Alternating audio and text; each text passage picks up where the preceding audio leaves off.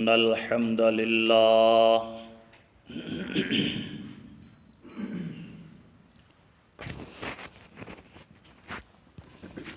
نحمده ونستعينه ونستغفره ونعوذ بالله من شرور أنفسنا ومن سيئات أعمالنا من يهده الله فلا مضل له ومن يضلل فلا هادي له وأشهد أن لا إله إلا الله وحده لا شريك له وأشهد أن محمدًا عبده ورسوله صلی اللہ علیہ وسلم یا ایہا الذین آمنوا اتقوا اللہ حق تقاتہ ولا تموتن الا وانتم مسلمون یا ایہا الناس اتقوا ربکم الذی خلقکم من نفس واحدہ وخلق منها زوجها وبث منہما رجالا کثیرا ونساء واتقوا اللہ الذی تساءلون به والارحام ان اللہ کان علیکم رقیبا یا ایہا الذین آمنوا اتقوا اللہ وقولوا قولا سدیدا یصلح لکم اعمالکم ویغفر لکم ذنوبکم ومن يطع الله ورسوله فقد فاز فوزا عظيما أما بعد فأعوذ بالله السميع العليم من الشيطان الرجيم من همزه ونفخه ونفسه بسم اللہ الرحمن الرحیم یا ایہا الذین آمنوا اجتنبوا کثیرا من الظن ان بعد الظن اثم ولا تجسسوا ولا یغتب بعضکم بعضا أَيُحِبُّ أَحَدُكُمْ أَن يَأْكُلَ لَحْمَ أَخِيهِ مَيْتًا فَكَرِهْتُمُوهُ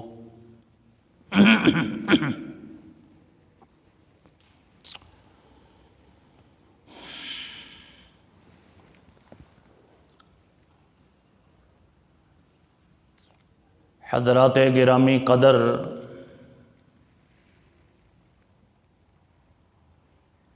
گزشتہ اور اس سے پیوستہ مجلسوں میں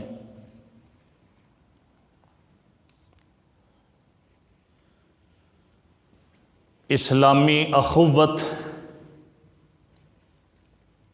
اس کی اہمیت اور اس اسلامی اخوت کو مضبوط، پائیدار بنانے والے امور کا کچھ تذکرہ کیا جا چکا ہے۔ آج کی اس فرصت میں ان کاموں کی نشاندہی کی جائے گی، ان امور کا تذکرہ کیا جائے گا جو اس اسلامی اخوت، بھائی چارے کے لیے انتہائی نقصان دہ ہیں، ان میں بگاڑ پیدا کرتے ہیں، اس اخوت کو پارا پارا کر دیتے ہیں،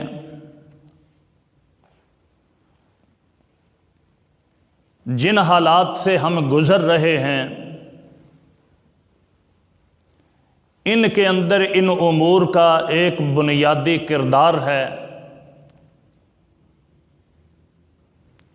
ہم اگر اپنا من حیث الافراد یا من حیث القوم جائزہ لیں تو کسی نہ کسی صورت میں ان امور میں سے کوئی نہ کوئی امر ہمارے اندر پایا جاتا ہے۔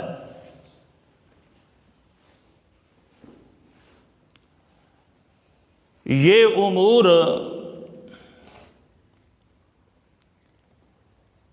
انسان کو داغدار بھی کرتے ہیں، اخوت اسلامیہ کو توڑتے ہیں، بھائی کو بھائی سے،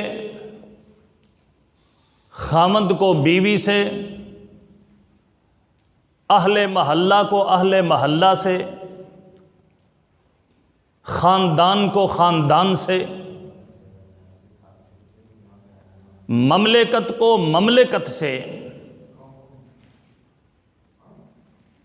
آپس میں الجھانے، لڑانے، کشت و خون کرنے میں ان کا کلیدی کردار ہوتا ہے۔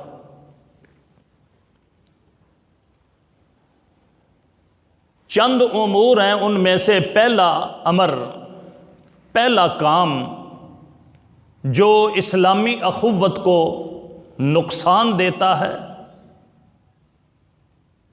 کمزور کرتا ہے، پارا پارا کرتا ہے، وہ ہے غیبت۔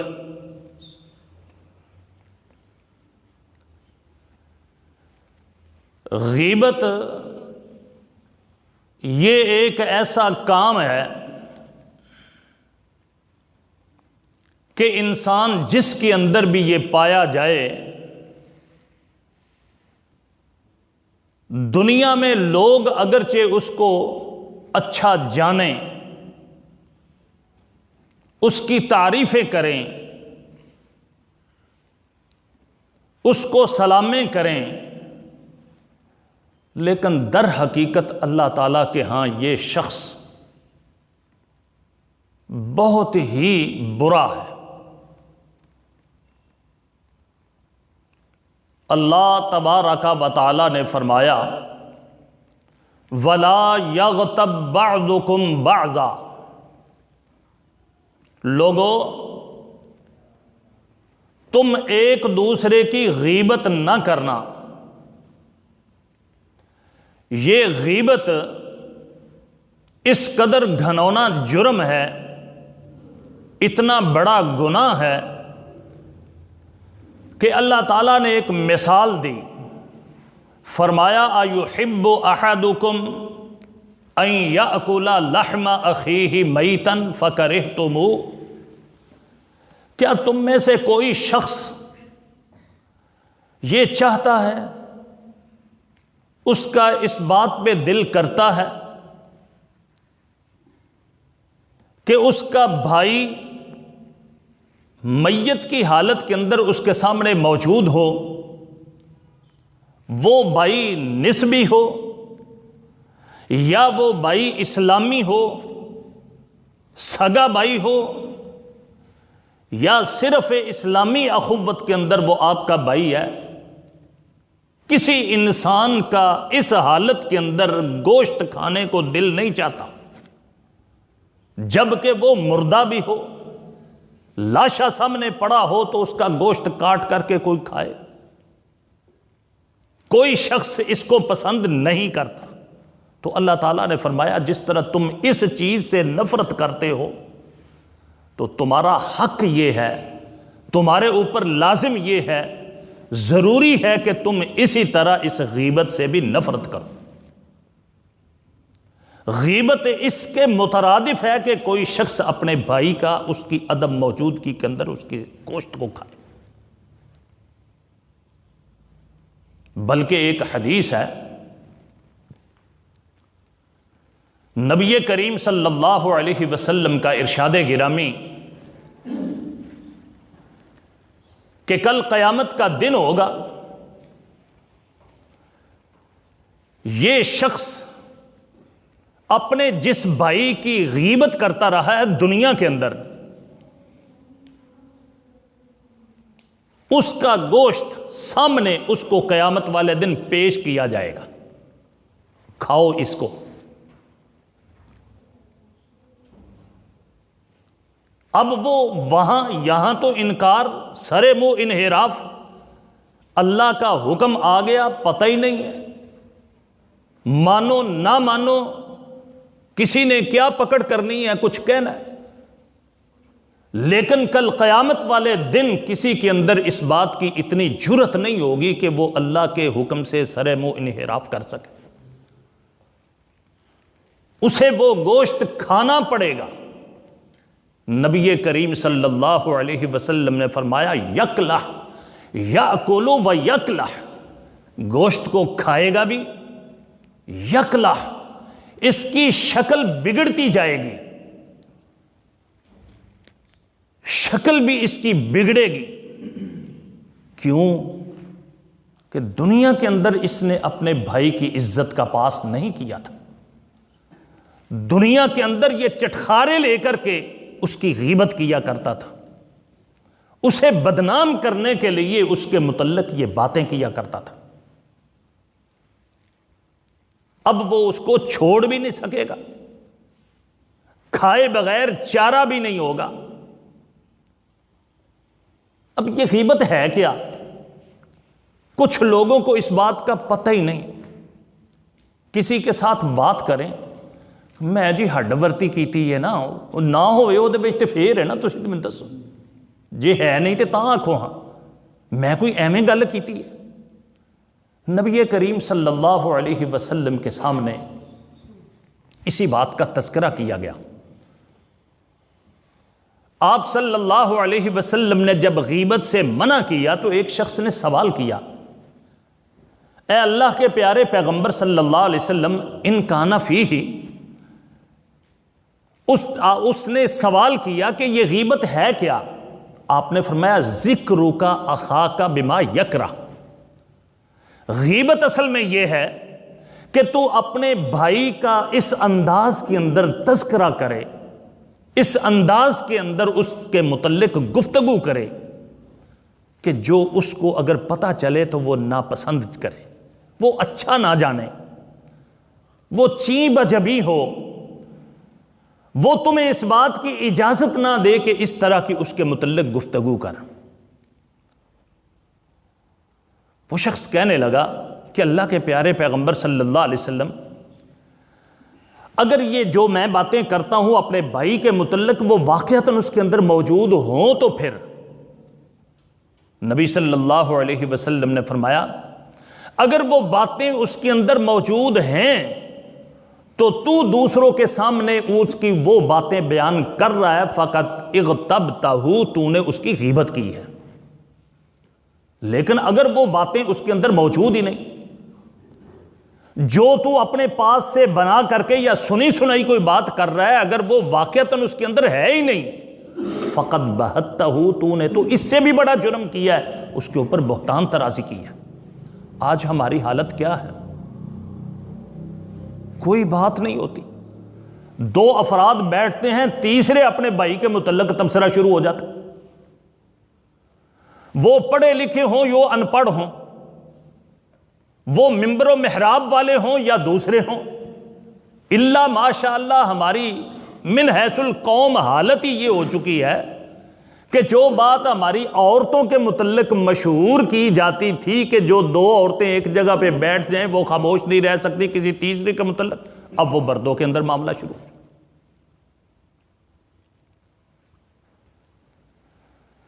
میرے بھائیوں، پہلی بات یہ تھی کہ اس معاشرے کو، اسلامی اخوت کو ختم کرنے والی چیز کیا ہے کہ یہ غیبت ہے۔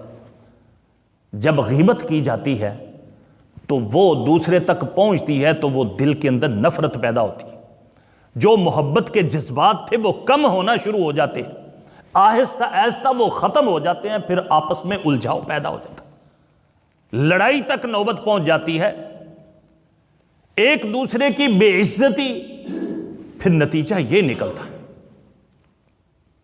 دوسری چیز جو اسلامی اخوت کو پارا پارا کرتی ہے، جو اسلامی اخوت کو برباد کرتی ہے، اس کو بگاڑتی ہے، بھائی کو بھائی سے الجھنے پر مجبور کر دیتی ہے، وہ ہے چغل خوری۔ نمیمہ عربی کے اندر اس کو کہا جاتا ہے۔ چغل خوری کا مطلب کیا ہے؟ لگائی بھجائی کرنا، ایک کی بات کو اس کے دوسرے بھائی تک اس ارادے اور نیت کے ساتھ پہنچانا کہ ان کا معاملہ آپس کے اندر گڑبڑ ہو جائے۔ دو بھائی دوست ہیں تو ایک دوست کوئی دوسرے کے خلاف جا کے بات کرنا، وہ تیرے متعلق یہ کہتا ہے، اس نے فلاں مجلس کے اندر تیری اتنی بے عزتی کر دی، فلاں مجلس کے اندر اس نے یہ کام کیا، لوگوں کے سامنے تیرے ساتھ یہ معاملہ کیا۔ اب اس سے اٹھا تو دوسرے کے پاس، غرض اس کی صرف ایک ہی ہے کہ ان کی دوستی، ان کی اخوت آپس میں ختم ہو جائے، آپس میں یہ الجھے، میرے ساتھ نہیں یہ دوستی کرتا تو فلاں کے ساتھ بھی یہ دوستی نہ کر سکے۔ خامد اور بیوی کے درمیان اس قسم کی لگائی بجائی کرنا، وہ تو تجھے اچھا نہیں جانتی،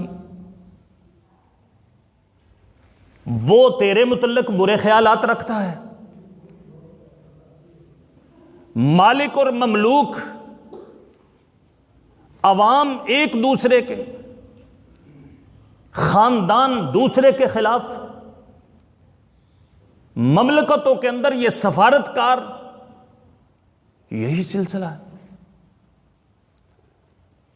اور پھر اس وقت سب سے بڑھ کر ہمارا میڈیا یہ کردار ادا کر رہا، وہ باتیں جو کسی کے سامنے کرنے والی نہیں ہیں، عوام الناس کو ان کا پتہ نہیں ہوتا اور یہ پہنچ کر کے ان کو بتاتے ہیں۔ نتیجہ کچھ لوگ ادھر ہیں، کچھ لوگ ادھر ہیں، ہر مجلس کے اندر ایک دوسرے کے خلاف یہی باتیں ہو رہی ہیں، یہی چغلیاں کی جا رہی ہیں۔ یہ کتنا بڑا گناہ ہے، اس قدر کبیرہ گناہ، اس قدر کبیرہ گناہ۔ نبی کریم صلی اللہ علیہ وسلم ایک دفعہ جا رہے تھے، قبرستان کے قریب سے گزرے کہ آپ کو اطلاع دی گئی کہ یہ دو قبریں ایک روایت کے اندر موجود ہے، بھی نئی بنی تھی۔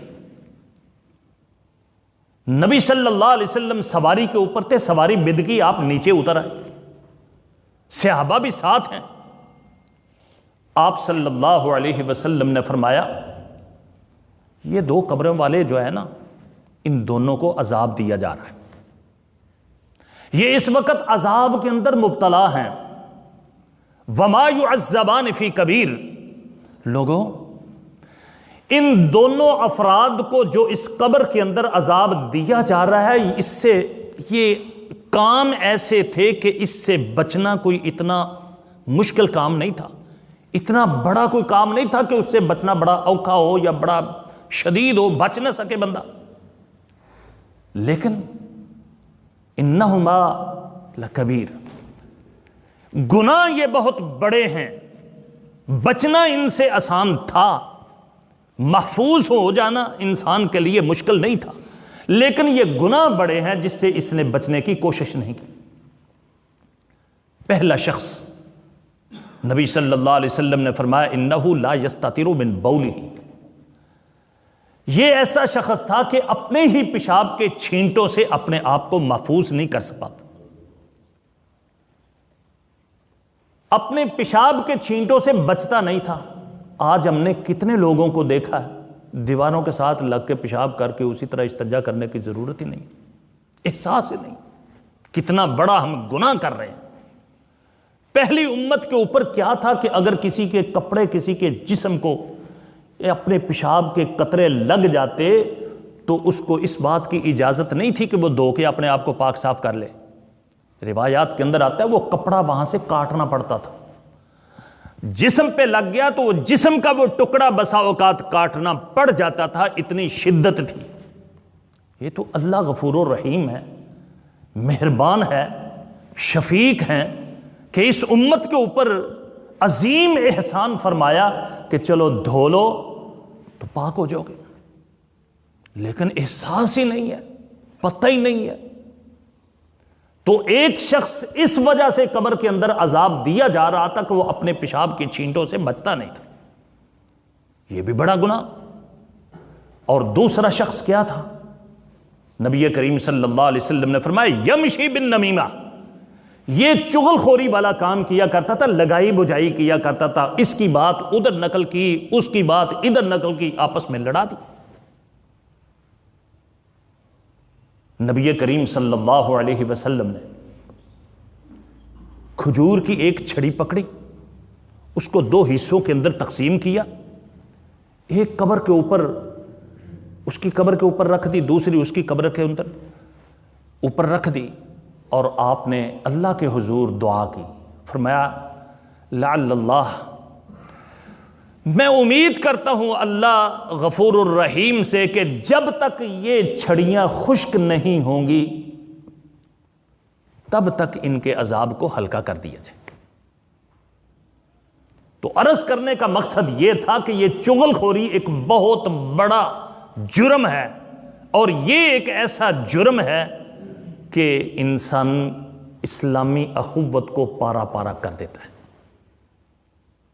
لڑا دیتا ہے، محبت اور تودد جو اصل خاصہ تھا اس کو ختم کر دیتا ہے۔ اتنا بڑا جرم ہے۔ صحیح بخاری کے اندر حدیث ہے، نبی کریم صلی اللہ علیہ وسلم نے فرمایا لا يدخل الجنت قطات، لوگو جنت کے اندر چغل خور جائے گا ہی نہیں۔ کتنا بڑا جرم ہے، کیوں نہیں جنت کے اندر جائے گا؟ ہر مومن جنت کے اندر جائے گا۔ اس شخص نے اسلامی معاشرے کو بگاڑ کے رکھنے کی کوشش کی، اسلامی معاشرے کو پارا پارا کرنے والا کردار ادا کیا ہے۔ صحیح مسلم کے اندر حدیث موجود ہے لا يدخل الجنت النمام، چغل خور جنت میں داخل نہیں ہوگا۔ تیسرا امر، تیسری چیز جو اسلامی اخوت کو برباد کرتی ہے، اور وہ ہمارے اندر بھی بہت موجود ہے، وہ یہ ہے کہ ایک مسلمان دوسرے مسلمان کے متعلق بدگمانی کا شکار ہو، بد ظنی کرے۔ فلانی جگہ تے گیا سی، ہاں کوئی نہ کوئی گل ہے، وہ دو اکٹھے کرے، ہاں کوئی نہ کوئی ہے معاملہ، خام خواہ کوئی احساس ہی نہیں، اس کے متعلق برا تصور کر لینا، یہ وہاں برے ارادے سے گیا ہے، یہ وہاں برائی کو کر رہا ہے، یہ وہاں کوئی غلط کام کر رہا ہے، یہ اس کے متعلق کو سازش کر رہا ہے، یہ کر رہا ہے، یہ کر رہا ہے۔ اللہ تبارک و تعالی نے اس بات سے بھی واضح طور پر منع فرما دیا، یا ایھا الذین آمنوا اجتنبوا کثیرا من الظن، لوگو بہت زیادہ یہ بدگمانیوں سے اپنے آپ کو بچانے کی کوشش کرو۔ جو شخص سامنے آیا پہلے اس کے متعلق اپنا مائنڈ سیٹ بنا لے، یہ اچھا نہیں ہے، یہ ٹھیک نہیں ہے، یہ فلاں قسم کا ہے، اس کے اندر یہ خرابی ہے، پہلے ہی سے ان کے اندر یہ بات بٹھا لینا، سنی سنائی بات کے اوپر یقین کر لینا، آہو پتہ ہے وہ فلانے نے انجی آکھیا سی، یہ ہے یہ جدا، انا للہ و انا الیہ راجعون۔ ان بعض الظن اسم، لوگوں یہ بدگمانیاں جو ہے گناہ ہیں، تو انسان کو یہ گناہ خراب کر دیتا ہے۔ نبی کریم صلی اللہ علیہ وسلم کا بھی ارشاد گرامی ہے، ایاکم والظن، لوگو اپنے آپ کو بدگمانی سے بچاؤ، بدگمانیاں نہ کیا کرو، کسی کے متعلق اچھا گمان رکھو۔ ظن المؤمنین خیرا، تمہارے سامنے مومن ہیں، مسلمان ہیں، اس کے متعلق اچھا تصور اپنے ذہن کے اندر رکھو، اس کے متعلق اچھی سوچ رکھو۔ جب تم اس کے متعلق اچھی سوچ رکھو گے تو انشاءاللہ اللہ اس کے دل کے اندر بھی تمہارے متعلق اچھی سوچ ڈال دے گا۔ لیکن جب تم نے اس کے متعلق اچھی سوچ نہ رکھی تو پھر نتیجہ یہی ہوگا، جب بھی تم اس کے سامنے آؤ گے تمہیں وہ اچھا نہیں لگے گا، اس کے ساتھ ہلیک سلیک نہیں رکھو گے، سلام تو نہیں رکھو گے، تو پھر کیا ہوگا؟ اپنے آپ کو پارسا سمجھنے والے، اپنے آپ کو نیک سمجھنے والے، یہ اسلامی معاشرے کے اندر یہ خرابی پیدا کرنے کا یہ بہت بڑا سبب ہے۔ نبی کریم صلی اللہ علیہ وسلم نے فرمایا فَإِنَّ الظَّنَّ أَكْذَبُ الْحَدِيثِ، لوگوں تم تو یہ سمجھتے ہو کہ شاید یہ دماغ کے اندر ہے بات، کوئی بات نہیں، یہ میری مرضی میری سوچ ہے نا تو میں نے سوچ لی ہے، اس کا کوئی اثر نہیں۔ فرمایا یہ بدگمانی اکذب الحدیث، جھوٹی باتوں میں سے سب سے بڑی جھوٹی بات ہے۔ انسان کے دماغ کے اندر فطور آتا ہے تو بدظنی کی وجہ سے آتا ہے، پھر وہ آگے عملی صورت اختیار کرتا ہے، پھر وہ نتیجہ سامنے آ جاتا ہے، بغض، حسد، سارا۔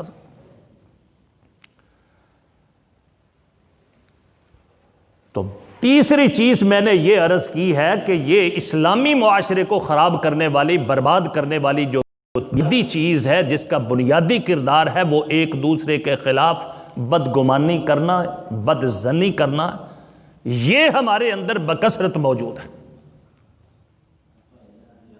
ایک مولوی دوسرے مولوی کے متعلق بدظن، ایک کاروباری دوسرے کاروباری کے متعلق بدظن، ایک جو ہے نا وہ نمازی دوسرے نمازی کے متعلق بدظن، ایک مزدور دوسرے مزدور کے متعلق بدظن، ایک مملکت دوسرے، ایک خاندان دوسرے خاندان کے متعلق، بیوی خامد کے متعلق، خامد بیوی کے متعلق۔ کیسے یہ معاشرہ استوار ہوگا؟ کس طرح اس معاشرے کو وہ مثال بنے گی جو پیارے پیغمبر صلی اللہ علیہ وسلم نے دی ہے؟ مثل المؤمن کالجسد الواحد، کالجسد الواحد کا مطلب یہ ہوتا ہے کہ ایک دوسرے کے خلاف یہی ذہن سازی کی جائے۔ چوتھی بات جو اس معاشرے کو پارا پارا کرتی ہے وہ یہ ہے کہ اپنے آپ کو تو پارسا سمجھنا، بڑا سمجھنا، چھوٹا سمجھنا اور دوسرے کا مذاق اڑانا۔ پھر مذاق کے اندر اس کی ہوٹنگ کرنی، استہزاء کرنا، برے لقب کے ساتھ اسے بلانا، برے نام اس کے رکھ دینا،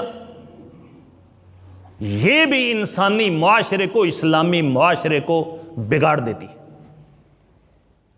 اللہ رب العزت کا ارشاد گرامی ہے وَلَا تَنَابَزُوا بِالْأَلْقَابِ، لوگوں ایک دوسرے کے برے لقب نہ رکھو، برے ناموں کے ساتھ نہ پکارو۔ ڈڈا، ٹھگا، انا للہ و انا الیہ راجعون، چبا، پتہ نہیں کیا کچھ جو ہے نا، اپنے عیوب، اس کو عیوب نظر نہیں آتے، کسی کے اندر عیب نہیں،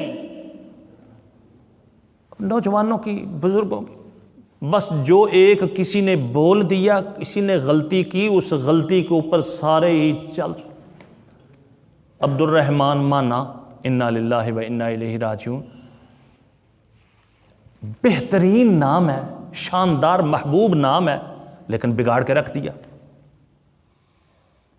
عبداللہ، دلہ، نعوذ باللہ من ذالک، کیسی عجیب صورتحال ہے، کون کہنے والے ہیں، کون بلانے والے؟ ایسے ہی مختلف قسم کے، اگر خدا نخواستہ کسی کے اندر کوئی ایسی چیز ہے، وہ پیدائشی ہے یا اس سے کسی وقت کوئی ایسا معاملہ بن گیا، بس وہی اس کی چھیڑ بنا دینی ہے، استہزاء کرنا، اس کے ساتھ مذاق کرنا۔ یہ مذاق سخریہ کیوں کرتا ہے انسان؟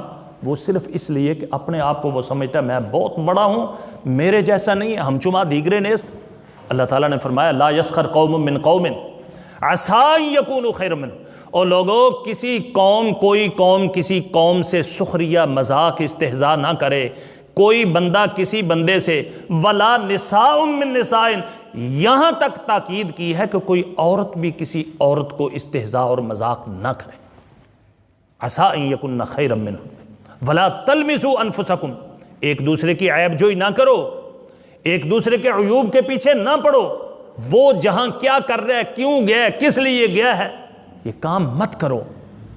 ولا تنابزوا بالالقاب، اور یہ لقب ایک دوسرے کے، نام غلط ایک دوسرے کے، ایک دوسرے کو برے انداز کے ساتھ پکارنا بلانا۔ اللہ تعالیٰ نے ان چیزوں کو بیان کرنے کے بعد فرمایا بئس الاسم الفسوق بعد الایمان، اللہ کے اوپر یقین کامل ایمان رکھنے کے بعد یہ نافرمانی ہے۔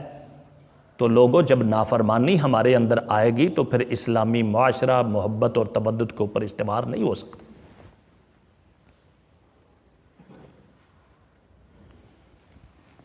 ایک وہ امر بھی انسان کے اسلامی معاشرے کو پارا پارا کرنے کا کلیدی کردار ادا کرتا ہے، حسد اور بغض۔ اللہ تعالیٰ کی دین ہے، اللہ تعالیٰ کا ارشاد اور نبی کریم صلی اللہ علیہ وسلم کے فرامین سے یہ بات سمجھ میں آتی ہے کہ اللہ نے مختلف کیٹیگری بنا دی۔ دولت والے کی آزمائش غریب کے ذریعے، غریب کی آزمائش دولت والے کے ذریعے، تندرست کی بیمار کے ذریعے، بیمار کی تندرست کے ذریعے،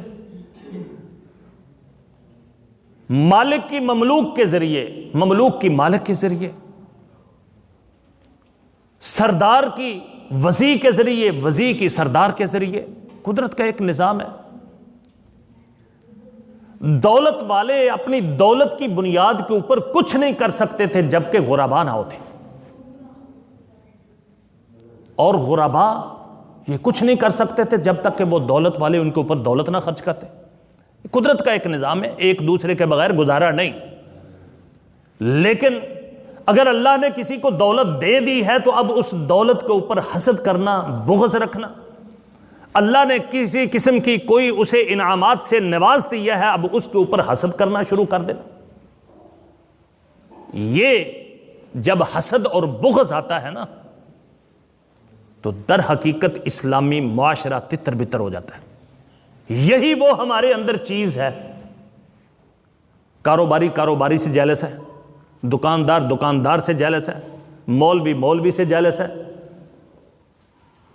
مزدور مزدور سے جیلس ہے۔ کتنے بازاروں کے رزق اللہ نے تقسیم کر رکھا ہے، لیکن دیکھیں کیا صورتحال ہے، آپس کے اندر کس قدر دشمنی بڑھ چکی ہے۔ نبی کریم صلی اللہ علیہ وسلم نے فرمایا لوگوں دب الیکم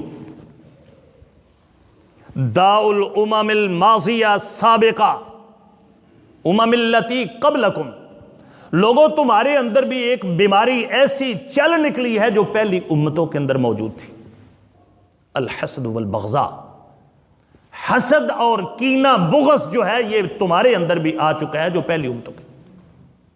یہ کتنی بڑی مرض ہے۔ نبی کریم صلی اللہ علیہ وسلم کا ارشاد گرامی ہے لا تحاسدوا، لوگو حسد نہ کیا کرو ایک دوسرے کا، ولا تباغضوا، ایک دوسرے کے ساتھ بغض اپنے دل کے اندر کینہ نہ رکھو، کونوا عباد اللہ اخوانا، تم اللہ کے بھائی بندے اللہ کے بندے بھائی بھائی بن کر کے رہو۔ تو یہ بغض اور حسد در حقیقت یہ بندے کو بندے سے لڑا دیتا ہے، بھائی کو بھائی سے لڑا دیتا ہے، اسلامی معاشرے کو برباد کر کے رکھ دیتا ہے۔ اسلامی معاشرے کو برباد کرنے والی ایک آخری چیز، ویسے تو کافی ساری، ان سب چیزوں کا نتیجہ یہ نکلتا ہے کہ وہ پھر انسان کیا کرتا ہے، قطع تعلقی کر دیتا ہے۔ آہستہ آہستہ انسان جس کے اندر جو چیزیں آتی جاتی ہیں وہ جتنی شدت اختیار کرتی ہیں، پھر اس کے بعد نتیجہ قطع تعلقی والے ہو جاتا ہے۔ اور سکا بھائی سکے بھائی کے ساتھ بولنے کے اوپر آمادہ نہیں، سلام لینے کے اوپر آمادہ نہیں، باپ بیٹے کے ساتھ سلام لینے کے اوپر تیار نہیں۔ یہی خاندانوں کے اندر نظام، یہی محلے داروں کے اندر نظام۔ نبی کریم صلی اللہ علیہ وسلم کا ارشاد گرامی ہے لا یحل لمسلم ان یہجر اخاہ فوق ثلاث، لوگوں دنیا کی خاطر کوئی شخص کسی کے ساتھ قطع تعلقی نہ کرے. زیادہ سے زیادہ اگر کسی کو بڑی دنیاوی تکلیف ہو چکی ہے, کوئی معاملہ بن چکا ہے, دنیا کی خاطر اگر کسی نے کرنا ہے تو زیادہ سے زیادہ 3 دن تک اس کے لیے یہ کہا جا سکتا ہے کہ یہ آپس میں بول چال بند کر دیں. زیادہ سے زیادہ 3. فوق ثلاث اللہ کے پیغمبر صلی اللہ علیہ وسلم فرماتے ہیں 3 دن سے بڑھ گیا کوئی تو یہ اس کے لیے درست نہیں ہے.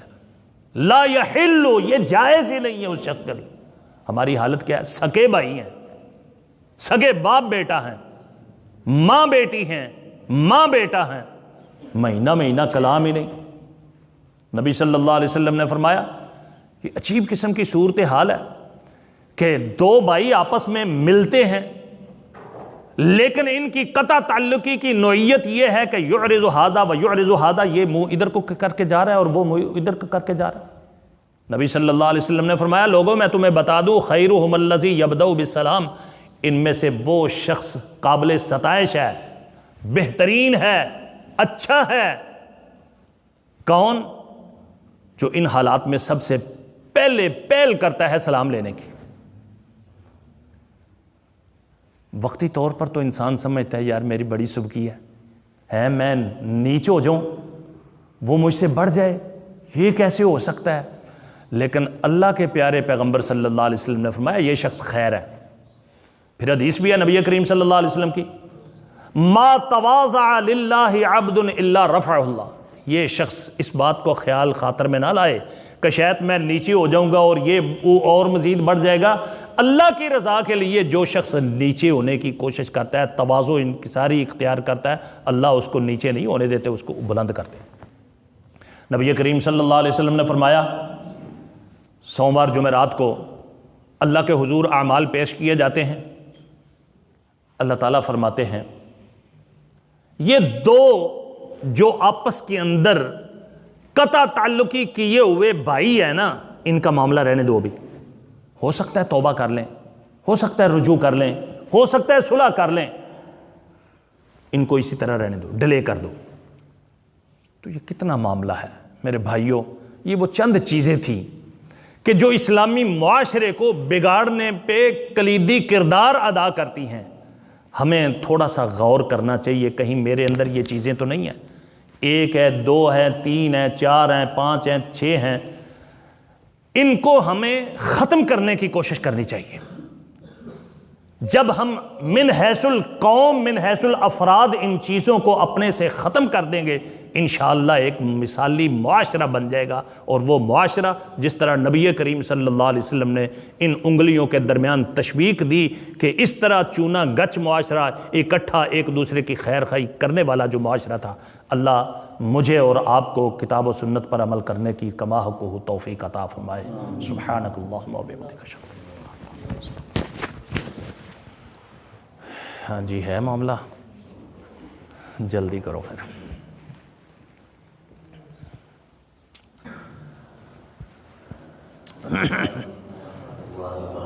وعلیکم السلام ورحمۃ اللہ.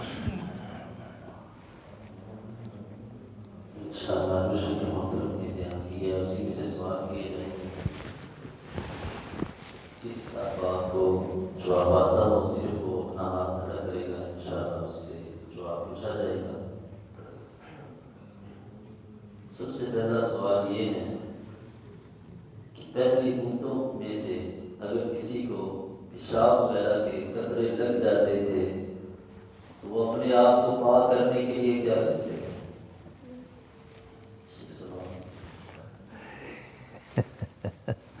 ٹھیک ہے, وہ باہر کے مہمان. ہاں جی آپ بتائیں. جی آپ, ہاں جی آپ نے ہاتھ کھڑا کیا ہے نا, ہاں جی بتائیں, کھڑے ہو کے بتائیں. جی شاباش, ٹھیک ہے جی.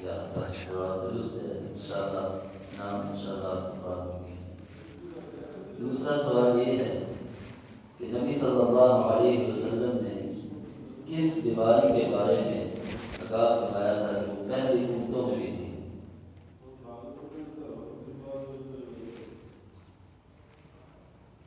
جی بتائیں, کھڑے ہو کے بتائیں. شاباش شاباش.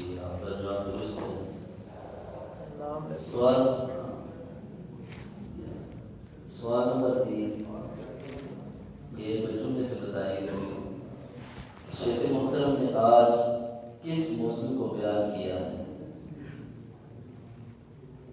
جی بتائیں. شاباش اسلامی اخوت کو جو خراب کرتے ہیں. شاباش ٹھیک ہے. سوال نمبر 4 اسلامی اخوت کو ناکام کرنے والا سب سے پہلا کام آج کون سا بیان ہے؟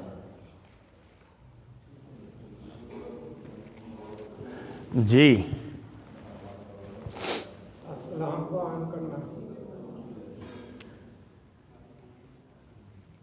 سوال دوبارہ سنیں گے. اسلامی اخوت کو ناکام کرنے والا آپس میں محبت سوال سمجھنے ہیں. جی بیٹا آپ بتائیں. غیبت. شاباش. سوال نمبر 5 اسلامی اخوت کو ناکام کرنے والا دوسرا وہ کون سا کام ہے جو آج بیان ہوا ہے اور اس کی تعریف بھی ہے؟ جی ٹھیک ہے. چوری کس کو کہتے ہیں؟ کہ پہلے بھائی کی دوسرے بھائی کو اپنا اس وجہ سے کہ بھائی آپ سے لڑائی کریں. شاباش ٹھیک ہے. سوال نمبر 6 دو قبر والوں کو کس گناہ کی وجہ سے کن گناہوں کی وجہ سے ان دونوں کو عذاب ہو رہا تھا؟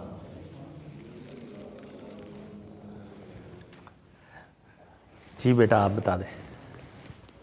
پہلی قبر والا پیشاب کے چھینٹوں سے نہیں بچتا, دوسری قبر والا چگلی کرتا ہے. شاباش ٹھیک ہے. اسلامی اخوت کو ناکام کرنے والا تیسرا وہ کون سا کام آج بیان ہوا؟ تیسرا جی شاباش ٹھیک ہے جی ماشاء اللہ. سوال نمبر 8 بدگمانی کے بارے میں کوئی ایک حدیث بیان کرے جو نبی صلی اللہ علیہ وسلم نے بتائی. بدگمانی کے بارے میں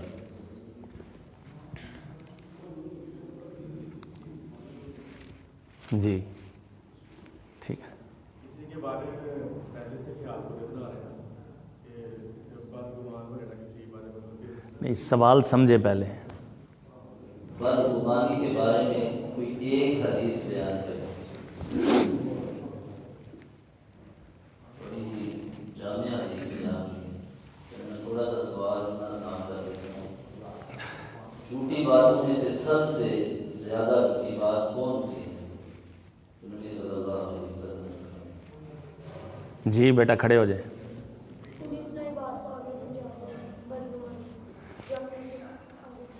چلو ٹھیک ہے ضرور حدیث. ٹھیک ہے. سوال نمبر 9 اسلامی اخوت کو ناکام کرنے والا چوتھا کون سا کام آج بیان ہوا؟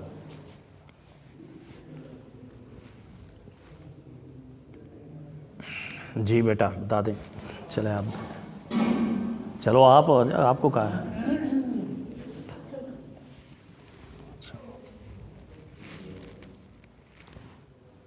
چوتھا کام نہیں ہے اس کا نمبر نہیں. ہاں جی بیٹا آپ جاتا ہے.